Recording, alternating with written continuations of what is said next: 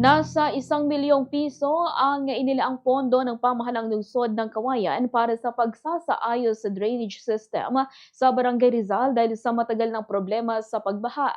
Sa naging panayam ng Bombo Radyo Kawayan kay punong barangay Bong Fernandez, sinabi niya na layunin ng proyekto na mabawasan na ang mga nararanasang pagbaha sa kanilang lugar lalo na tuwing malakas ang pag-ulan. Inaasahang makakatulong din ang proyekto upang mapanatili ang kalinisan sa lugar. Nakatakdang simula ng proyekto sa unang quarter ng 2026 kaya hinimok niya ang mga residente na makipagtulungan upang mapabilis ang pagpapatayo ng nasabing drainage system. Tiyak anyang malaking ginhawa para sa mga residente ang pagkakaroon nito dahil lagi nilang nararanasan ang pagbaha lalo na tuwing rainy season. Ganito ang bahagi ng pahayag ni Punong Barangay Bong Fernandez. By next year siguro, hindi na siguro talagang totoo na mag-ano ako sa may Puno, yung barangay drainage. Yes po. Nasa 1 million, worth of 1 million yun.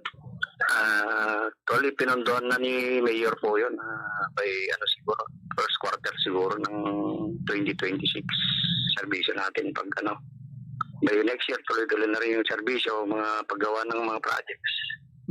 Para makita naman ng kabaryo ko na may naman tayo nagagawa tayo sa barangay.